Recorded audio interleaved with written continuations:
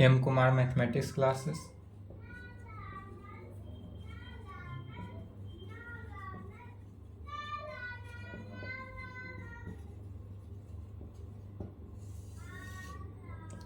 आज डेट हो गया 19 सितंबर, 19/9/2023। बाबू आपका क्लास बहुत लॉन्ग समय के लिए अप्रॉक्स आपका 1.5 से 2 मंथ के लिए क्लास ऑफ रहा। इसके लिए खेद है, बट कोई ज़रूरी आवश्यक कारण कामवश ही मेरा एग्ज़ाम था, इसलिए हमने क्लास को ऑफ किया था। लेकिन अब आपका क्लास ऑफ नहीं रहेगा। अब आपका क्लास जो है पर डे चलेगा, सेम टाइम पे चलेगा। क्लास आपका जो है जिस तरह पहले संडे को भी चलता था, सेम उसी प्रकार संडे को भी चलेगा। ये ना सोचे कि हाँ एम कुमार सर जो है कि पढ़ाए थोड़ा और उसके बाद छोड़कर चले गए, ये अब बात नहीं है। जो क्लास हमने देना शुरू किया है, क्लास पूरा लास्ट तक देंगे। और आपका क्लास दिसंबर लास्ट 31 दिसंबर को हम आपका सिलेबस जो है वह फाइनल कर देंगे। 31/12 को आपका सिलेबस क्या होगा, फाइनल कर भी देंगे, इसका भी गारंटी लेते हैं। और फास्ट भी नहीं पढ़ाएंगे, जिस तरह आपका क्लास चल रहा है उसी तरह चलेगा। तो आपको कहीं से दिक्कत हो रहा हो, कहीं से डाउट हो, क्वेश्चन बनाएंगे एनसीईआरटी बुक, मेरे थ्योरम में, क्वेश्चन में, लैंग्वेज में, जहाँ आपको डाउट हो रहा हो, आपको दिया हुआ नंबर है, पहले भी दे दिया हुआ है, अभी भी दे रहे हैं। कहीं से भी डाउट हो, दिक्कत हो तो आप इस नंबर पे संपर्क करेंगे। एनी प्रॉब्लम के लिए आपका क्या होगा, सॉल्यूशन तुरंत मिल जाएगा। मैसेज करेंगे, पूरा सॉल्यूशन आपको पुनः मिल जाएगा। तो आज पुनः क्लास शुरू हो रहा है। आज से आपका क्लास क्या होगा, कंटिन्यू हो रहेगा, छुट्टी नहीं रहेगा। छुट्टी सिर्फ और सिर्फ फेस्टिवल में ही रहेगा। तो चलिए, एम कुमार मैथमेटिक्स क्लासेस, कोई भी आपका दोस्त हो, भाई बंधु हो, 11th क्लास में हो, छोटे हो, तो उन्हें 11th एंड 12th के लिए जोड़ दें, क्योंकि ये मेरा पहला और आखिरी फ्री बैच है। इसके बाद ना ही पहले फ्री बैच दिए थे आज तक किसी को, और ना इसके बाद फ्री बैच मिलेगा। यह सुनहरा ऑफर है, क्योंकि जो यह 23 से 24 का सीजन है, इसी में आपको फ्री बैच मिला है, फ्री इसी में मिला है।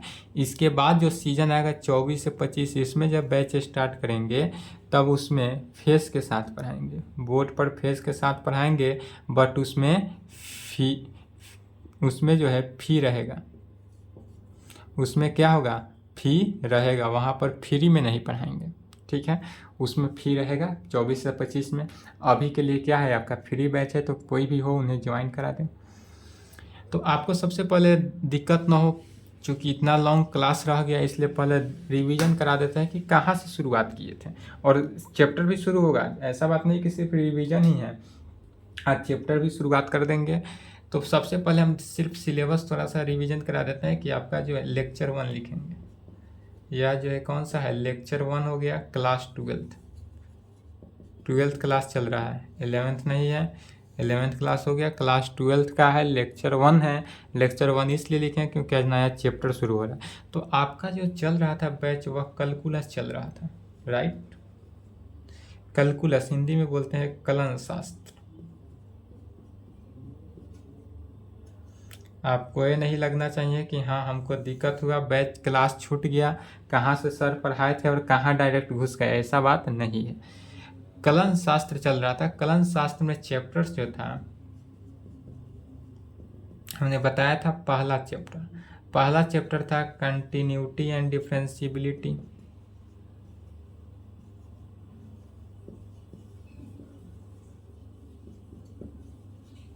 जो कि समाप्त हो चुका है। दूसरा में क्या था, डिफरेंशिएशन। तीसरा में क्या था, application of derivative,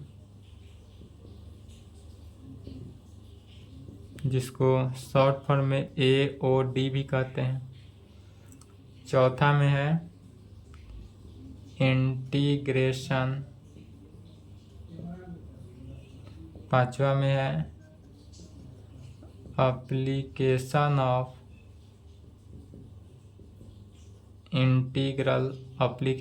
integral, AOI। उसके बाद छठा differential equation.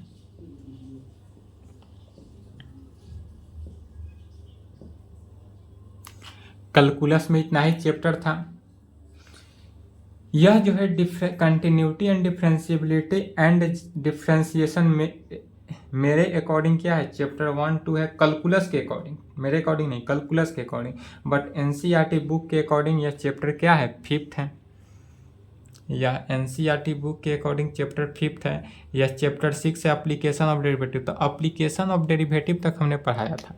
Application of derivative का पूरे के पूरे थ्योरेटिकल क्लास हो चुका था। थ्योरेटिकल क्लास उसमें कुछ नहीं बचा है, उसमें सिर्फ हाँ प्रॉब्लम बचा था, जो कि क्वेश्चन हमने कुछ बनाया था और वहीं पे क्लास को स्टॉप कर दिया था, क्योंकि हमको क्लास ऑफ करना था। इसलिए लाइन बाय लाइन क्वेश्चन नहीं सॉल्व किए थे, बट मैक्सिमा और मिनिमा का। बट हमने आपको बोला था कि अगर आपको कहीं से भी क्वेश्चन नहीं समझ में आ रहा हो, दिक्कत हो, डाउट हो, तो आप इस दिया हुआ नंबर है, इस नंबर पे मैसेज करेंगे, क्वेश्चन भेजेंगे। लेकिन इतने दिनों तक आपने कोई क्वेश्चन नहीं भेजा, इसलिए हमको लग रहा है कि आप लोग क्वेश्चन सॉल्व कर लिए होइएगा, इसलिए नहीं भेजें। तो हम क्वेश्चन को ना सॉल्व करके क्या करते हैं, न्यू चैप्टर शुरू करते हैं। एप्लीकेशन ऑफ डेरिवेटिव के बाद क्या आता है, इंटीग्रेशन आता है। इंटीग्रेशन जो है, अब यह यहाँ तक क्या है, कैलकुलस या फर्स्ट वॉल्यूम एनसीईआरटी बुक के फर्स्ट वॉल्यूम में है, मैंने फर्स्ट बुक में है। और यह integration, application of integral differential equation, यह सब क्या है, सेकेंड वॉल्यूम में। एनसीईआरटी बुक के सेकेंड वॉल्यूम मैंने सेकेंड बुक में है। तो अब फर्स्ट बुक आपका समझ में आएगा कि फर्स्ट बुक में अभी क्या बचा, तो सिर्फ और सिर्फ सेट थ्योरी बचा। पहला जो है वह क्या है, set theory, relation and function, यह था जो अभी हमने नहीं पढ़ाया है। और यह अभी नहीं, कैलकुलस समाप्त होने के बाद क्या चलेगा, वेक्टर चलाएंगे।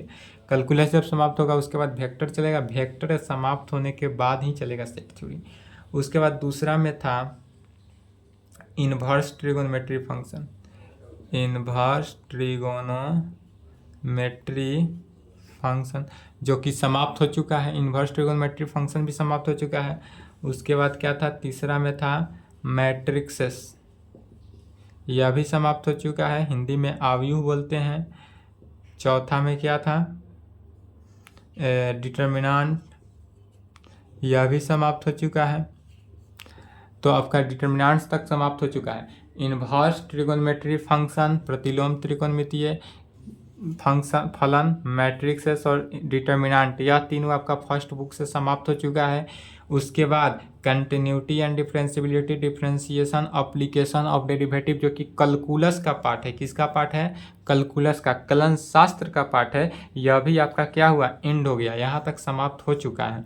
अब आते हैं सेकेंड वॉल्यूम। अब फर्स्ट बुक में बात करते हैं। तो फर्स्ट बुक में एगो बचा सेट थ्योरी, समुच्चय, हिंदी में बोलेंगे समुच्चय सेट थ्योरी। यह एक सेट थ्योरी आपका फर्स्ट वॉल्यूम बचा, बाद बाकी आपका फर्स्ट वॉल्यूम समाप्त हो चुका है। इसलिए सिलेबस के लिए ना कहेंगे कि हाँ सिलेबस सर छोड़ के पढ़ाएं। आप अभी भी वीडियो में जाइएगा, प्ले लिस्ट में जाइएगा, तो प्ले लिस्ट में सभी को वीडियो मिल जाएगा। लेकिन हाँ, प्ले लिस्ट में सिर्फ कुछ ही दिनों के लिए, अगर आपने नहीं कंप्लीट किया तो कंप्लीट कर ले, क्योंकि प्ले लिस्ट का कुछ वीडियो हम डिलीट मारेंगे। जो मैट्रिक्सेस, डिटर्मिनेंट है, इन्वर्स ट्रिगोनोमेट्री फंक्शन, जैसे कैलकुलस समाप्त होगा ये सब वीडियो डिलीट हो जाएगा। इसलिए आप कंप्लीट कर लें, ताकि वीडियो डिलीट करने के बाद ये ना कहें कि हाँ पढ़ाए नहीं सर। अगर वीडियो डिलीट हो गया उसके बाद आप कहिएगा कि सर फिर से मैट्रिक्सेस पढ़ा दे, तो ये संभव नहीं है। इसलिए अभी भी अगर आपको मैट्रिक्सेस में कहीं दिक्कत है तो अभी आप संपर्क कर सकते हैं इस नंबर पे। इस नंबर पे एनी प्रॉब्लम के लिए आप मैसेज करेंगे, कॉल कर सकते हैं, आपका सॉल्यूशन हो जाएगा। तो आज से शुरू करते हैं सेकेंड वॉल्यूम, मैंने सेकेंड बुक। एनसीईआरटी बुक जो है 2 वॉल्यूम में बटा हुआ है, एक फर्स्ट वॉल्यूम है, एक सेकेंड वॉल्यूम है। तो यह जो है फर्स्ट वॉल्यूम अब समाप्त हो चुका, अप्रॉक्स आपका फर्स्ट वॉल्यूम समाप्त है। सिर्फ फर्स्ट वॉल्यूम में एक सेट थ्योरी बचा, जो सेट थ्योरी को छोड़ दीजिएगा तो बाकी सबके सब समाप्त है। और सेट थ्योरी पढ़ाएंगे, ऐसा बात नहीं कि हम छोड़ देंगे। सेट थ्योरी कुछ ऐसा अटपटा है जो हम लास्ट में पढ़ाते हैं। मेरा लास्ट में पढ़ाना 11th क्लास, यही अगर आप कहिएगा कि सेट थ्योरी सर नहीं पढ़ाएंगे तो आप प्ले लिस्ट में जाकर 11th क्लास का वीडियो देख लें। 11th क्लास में जो है, 11th क्लास में सेट थ्योरी जो है सबसे पहले पढ़ाए थे। 11th क्लास में हम सेट थ्योरी, सबसे पहला क्लास सेट थ्योरी कराता है, और 12th में कल वेक्टर के बाद सेट थ्योरी पढ़ाते हैं। तो सेट थ्योरी को बचा, बाद बाकी फर्स्ट वॉल्यूम आपका समाप्त। यहाँ तक समझने में कोई डाउट नहीं होगा। अब आपका शुरू करते हैं सेकेंड वॉल्यूम। आज से बुक हो रहा है सेकेंड वॉल्यूम शुरू। अगर आपने बुक नहीं लिया है तो बुक ले लें, खुद से क्वेश्चन बनाएंगे। मेरा जो नोट्स है इस नोट्स को अच्छे से पढ़ेंगे, जो मेरा लिखाया हुआ नोट्स है इसको अगर आप अच्छे से समझ लेते हैं, पढ़ लेते हैं, तो आपको एग्ज़ाम में दिक्कत नहीं होगा। एग्ज़ाम आप अच्छे तरीक़े से लिख पाइएगा। आपका जो ऑब्जेक्टिव रहेगा 100 में 100 ऑब्जेक्टिव है जिसमें आपको 50 का जवाब देना रहेगा। लेकिन जब आप मेरा नोट्स जब हम पढ़ा रहे हैं सभी बातों पर अगर वीडियो को लाइन बाय लाइन स्क्यू करके नहीं देखना है, स्क्यू करके अगर आप नहीं देखते हैं, लाइन बाय लाइन देखते हैं, तो आपका ऑब्जेक्टिव 50 बन जाएगा, कोई उसमें दिक्कत नहीं होगा, आपका उत्तर उससे ज़्यादा रहेगा। एग्ज़ाम हॉल में बैठने के बाद आपको टेंशन नहीं रहेगा कि हमको मैथमेटिक्स में दिक्कत हो गया। अधिकतर स्टूडेंट को मैथमेटिक्स में दिक्कत हो जाता है, लेकिन आपको दिक्कत नहीं होगा, इसका डाउट थोड़ा भी नहीं रहेगा, क्लियर हम करा देंगे। डिफ्रेंशिएशन इंटीग्रेशन में सबको डाउट हो जाता है, इसको भी हम क्लियर करा देंगे। कहाँ कहाँ स्टूडेंट को डाउट होता है सब क्लियर करा देंगे, क्योंकि हम भी एक समय में स्टूडेंट रहे थे, हमको भी डाउट हुआ था। तो वो सब हम डाउट को क्या करेंगे, पहले क्लियर करा देंगे, ताकि आपको एग्ज़ाम में हॉल में ऑब्जेक्टिव 2 नंबरिया 5 नंबरिया कोई भी आपको लॉन्ग शॉर्ट या ऑब्जेक्टिव में आपको दिक्कत नहीं होगा। इसके लिए बेफिक्र रहेंगे। एग्ज़ाम में आप जैसे बैठेंगे आपको क्वेश्चन देखकर हंसी आ जाएगा कि सब पढ़ा हुआ है। एक भी आपको ऐसा क्वेश्चन नहीं मिलेगा जो अलग से, फिर भी 10 क्वेश्चन अलग से रहता है, तो वो जो अलग से रहेगा उसमें छोड़ने का भी तो सुविधा है, लेकिन आपको दिक्कत नहीं रहेगा। मेरा स्टूडेंट जो है 100 में 100 लाने का चांस हम देते हैं, भले उसमें हैंड राइटिंग पे कटे, लेकिन 90 माइनस नहीं होगा, 90 से नीचे नहीं होगा, 90 प्लस ही रहेगा, इसका गारंटी हम देते हैं। अगर आप अच्छे से क्लास को करते हैं, कंप्लीट करते हैं, मेरा बात मानते हैं, क्वेश्चन बनाते हैं, तो इस पूरे के पूरे फार्मूला को याद करते हैं। तो चलिए आज से टॉपिक देते हैं कैलकुलस के अकॉर्डिंग चैप्टर 4 और एनसीईआरटी बुक के अकॉर्डिंग यह कौन सा हो गया, चैप्टर 7। चैप्टर 7 खास है क्योंकि इसमें अगर आप एक्सरसाइज की बात करेंगे, चैप्टर 7 इसमें अगर आप एक्सरसाइज की बात करेंगे तो अगर देखेंगे एनसीईआरटी बुक में तो 7.1 से लेकर 7.11 तक है। इसी से समझ सकते हैं कि एनसीईआरटी बुक में 7.1 टू 7.11 11 एक्सरसाइज दिया हुआ है। 11 एक्सरसाइज दिया हुआ है, इसका मतलब कैलकुलस में भी 11 एक्सरसाइज नहीं था, कैलकुलस में भी डिफ्रेंशिएशन में भी जो था वह 5.2 से लेकर 5.8 तक था, 5.2 से 5.8 तक। 5.1 में कंटिन्यूटी एंड डिफरेंशिबिलिटी था, लेकिन यहाँ इंटीग्रेशन ऐसा है जिसमें 7.1 से 7.11 तक है। सबसे लॉन्ग अगर एक्सरसाइज है कहीं तो वह इंटीग्रेशन ही है। इंटीग्रेशन ही ऐसा चैप्टर है जिसमें सबसे लॉन्ग दिया गया है, ठीक है। तो इसलिए इंटीग्रेशन को अच्छे से फिर देखेंगे। डिफ्रेंशिएशन हम बोले थे रिवीजन करने के लिए, तो डिफ्रेंशिएशन ही रिवीजन कर लिए होइएगा, क्योंकि इंटीग्रेशन की ऑल प्रॉब्लम में लगभग डिफ्रेंशिएशन का यूज पड़ेगा ही पड़ेगा। तो चलिए टॉपिक डालते हैं, लिखेंगे चैप्टर 4। इसका यूज नहीं ना है, अगर आप लिखना चाहेंगे सिलेबस पुनः तो आप वीडियो को थोड़ा बैक करके लिख लें, और वीडियो को स्क्यू करके ना देखेंगे, लाइन बाय लाइन देखेंगे तो आपको अच्छे तरीक़े से समझ में आएगा और कहीं से डाउट नहीं होगा। कहीं से डाउट होगा तो दिया गया नंबर है, उस नंबर पे आप जाकर देख लेंगे। अगर वीडियो पहला भूल गए हैं लेक्चर डिफ्रेंशिएशन, तो प्ले लिस्ट में जाकर वीडियो को पुनः देख लेंगे, ठीक है। चलिए शुरुआत करते हैं। आज M Kumar mathematics classes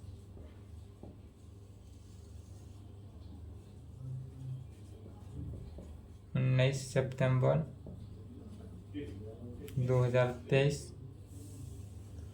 class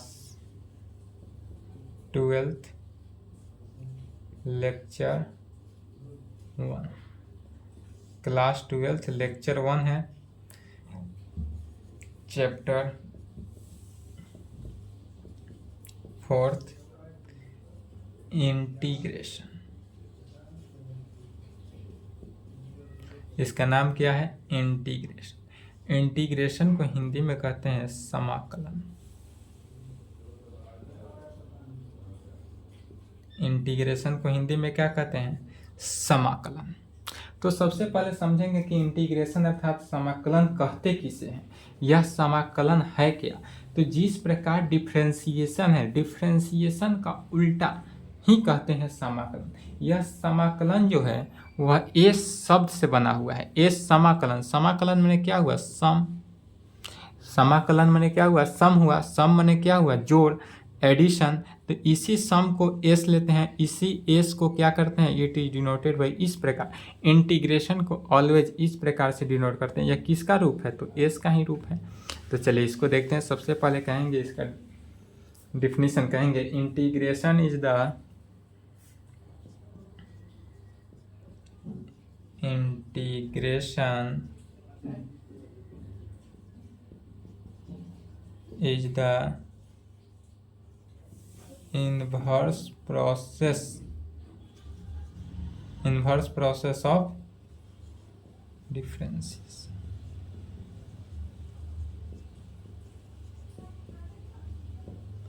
क्या कहेंगे, integration is the inverse process of differentiation. Hindi में लिख लें, समाकलन, समाकलन अवकलन का व्युत्क्रमानुपाती होता है। समाकलन अवकलन का व्युत्क्रमानुपाती होता है। Integration is the inverse process of differentiation. Differentiation के उल्टा प्रोसेस को क्या कहते हैं, इंटीग्रेशन कहते हैं। जैसे कि चूँकि हम जानते हैं कि डिफ्रेंसिएशन, यदि हम किसी भी फंक्शन को डिफ्रेंशिएट करते हैं, यदि हमारे पास एनी फंक्शन, यहाँ पर कोई ब्रैकेट में फंक्शन लेते हैं, तो इस फंक्शन का क्या करते हैं, डिफ्रेंशिएशन करते हैं। यह जो किए वह क्या हुआ, तो डिफ्रेंशिएशन हुआ। जब किसी भी फंक्शन को हम क्या करते हैं, डिफ्रेंशिएशन करते हैं, इसी को अब डिफिनीशन ऑफ इंटीग्रेशन, अब इसको इंटीग्रेशन के डिफिनीशन से कहेंगे बाई, इसलिए by definition of integration, definition of integration, integration के डिफिनीशन से। इंटीग्रेशन का डिफिनीशन क्या कहता है, तो इंटीग्रेशन का डिफिनीशन कहता है कि integration is the inverse process of differentiation. Differentiation का इनवर्स प्रोसेस है, माने उल्टा प्रोसेस है।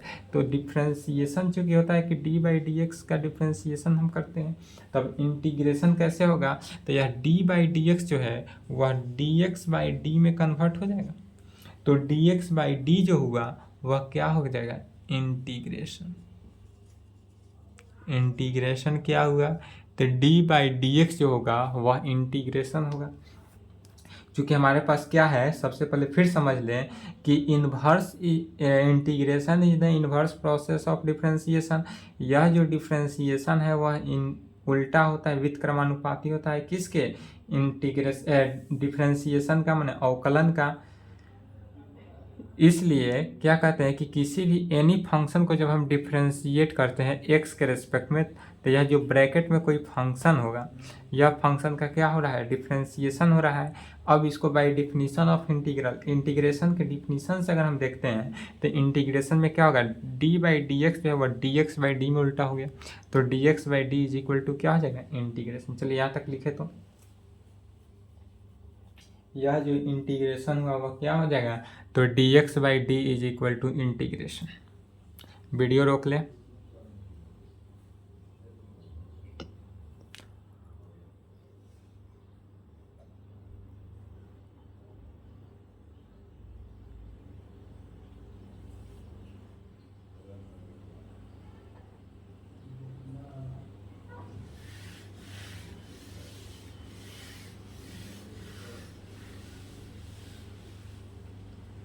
डी बाई डी एक्स बराबर डिफ्रेंसिएशन, इसलिए डी एक्स बाई डी, तो डी एक्स बाई डी बराबर क्या हो गया, इंटीग्रेशन।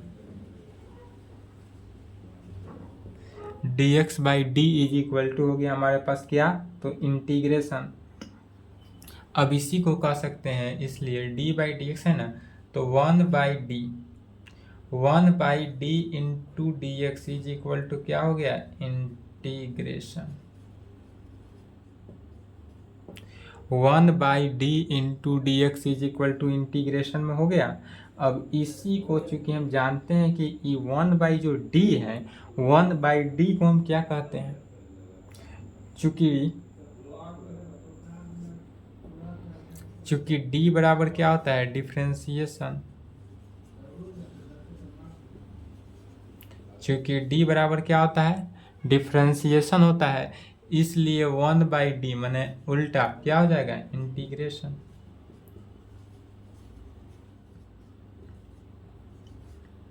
इसलिए 1/d क्या हो गया, इंटीग्रेशन। तो यह जो 1/d हुआ यह क्या हो जाएगा, इंटीग्रेशन ऑफ dx, यह क्या हो गया, इंटीग्रेशन।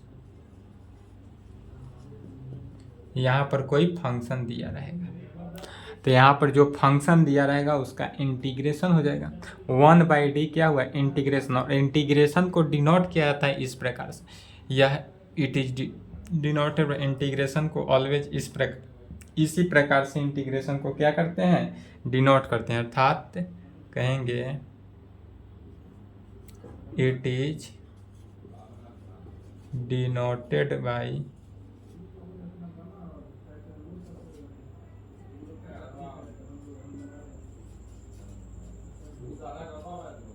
इंटीग्रेशन को इस प्रकार से डिनोट करते हैं।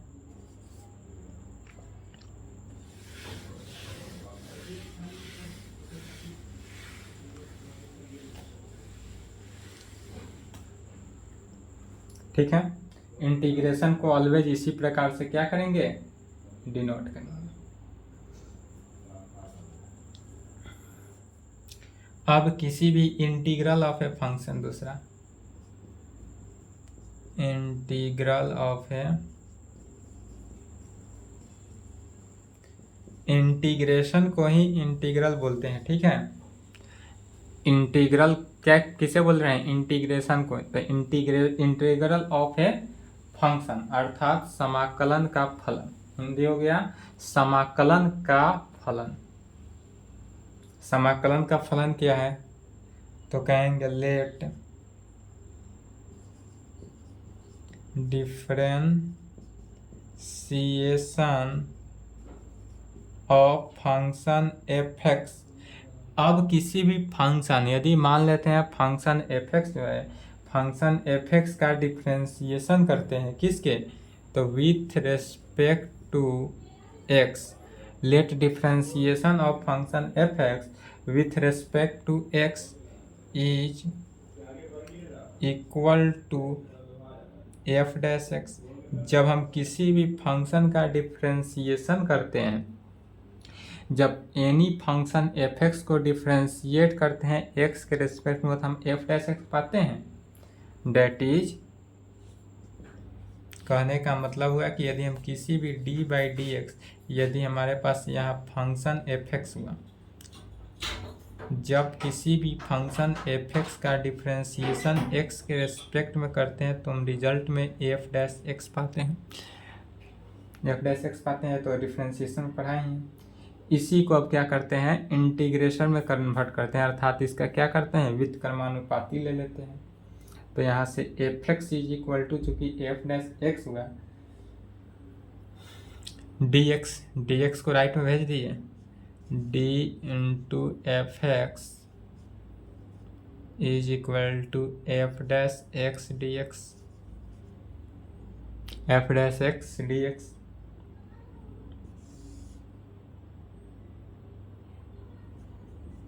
लेफ्ट का d राइट में चला गया, लेफ्ट में क्या बचा, f x 1/d f dash x d x. फिर 1/d चूंकि क्या होता है, इंटीग्रेशन का साइन, तो f x is equal to integration of f dash x d x.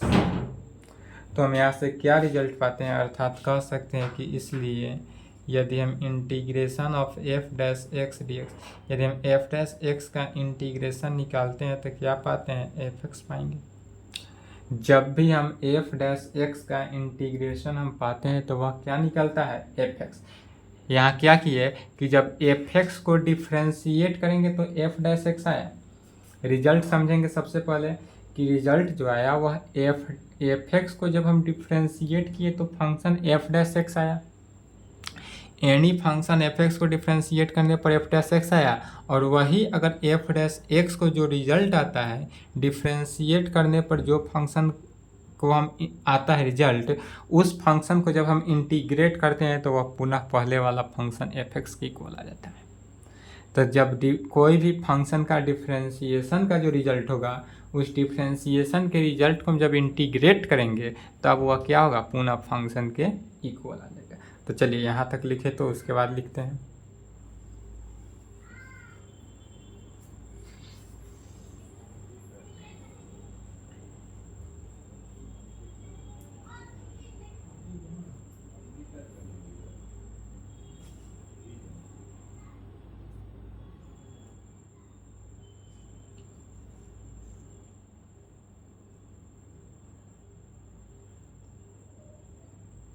चलिए लिख लिए, नहीं लिखे तो वीडियो रोक लेंगे।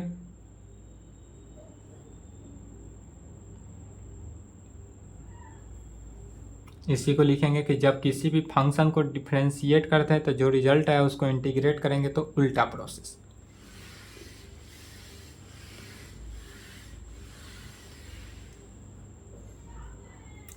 दस कह सकते हैं कि इफ यदि हम जब फंक्शन को डिफ्रेंशिएट किए,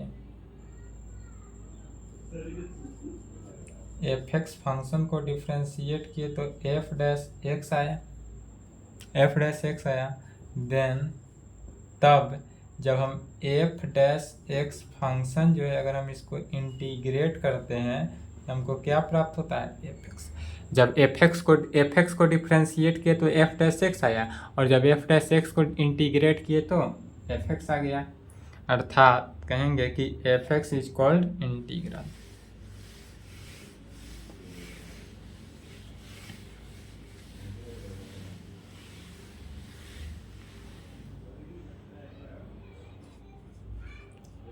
F x is called integral या primitive of function f dash x. क्या कहेंगे, तो f x is called integral या primitive of function f dash x में।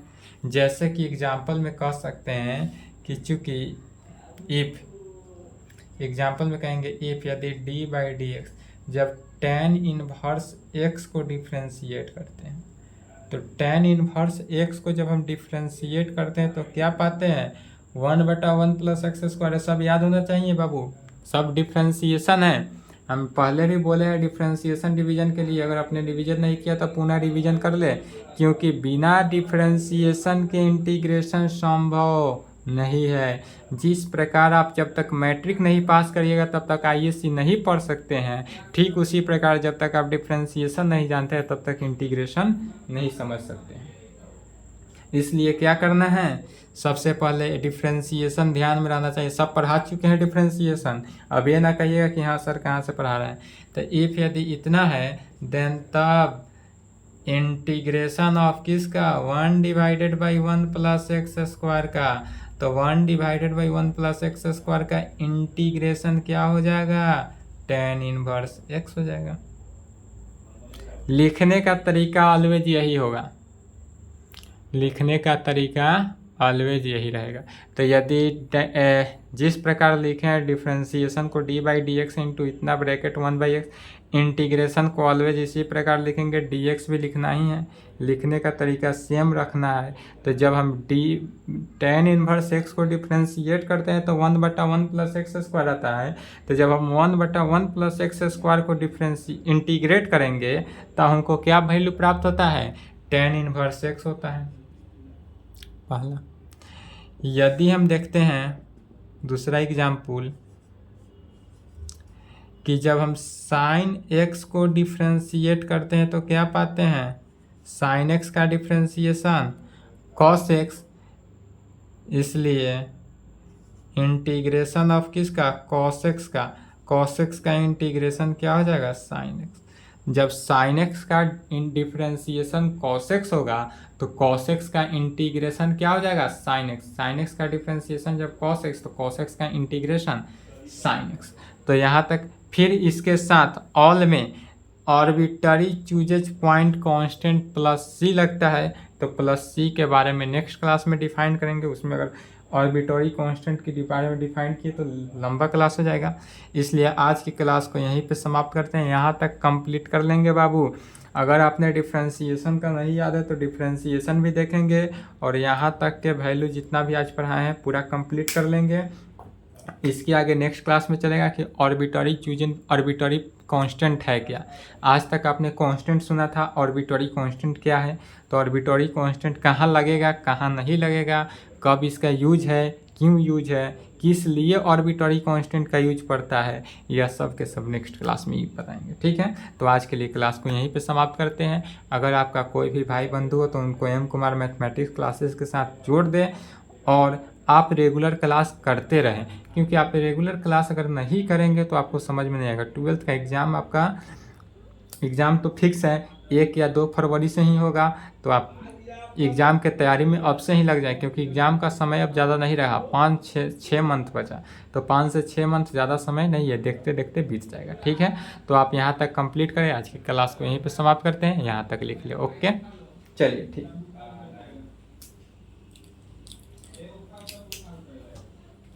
यदि कोई दिक्कत हो, कोई डाउट हो, कोई परेशानी हो क्लास में, एग्ज़ाम में, कहीं से भी डाउट हो तो आप इस नंबर पे संपर्क कर सकते हैं।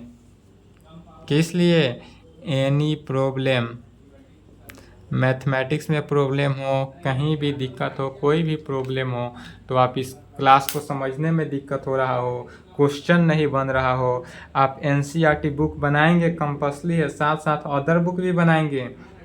एनसीईआरटी तो हम ही लेकर चलेंगे, अदर बुक भी बनाएंगे। अदर बुक में आपको अगर दिक्कत हो रहा होगा, अदर बुक आपसे नहीं बना होगा, कोई क्वेश्चन में फंसे होइएगा, तो आप इस नंबर पे क्या करेंगे, क्वेश्चन भेज देंगे। ओनली फॉर क्वेश्चन भेजना है, नेक्स्ट क्लास में आपका सॉल्यूशन हो जाएगा। तो चलिए आज की क्लास को यहीं पे समाप्त करते हैं, यहाँ तक लिखिए।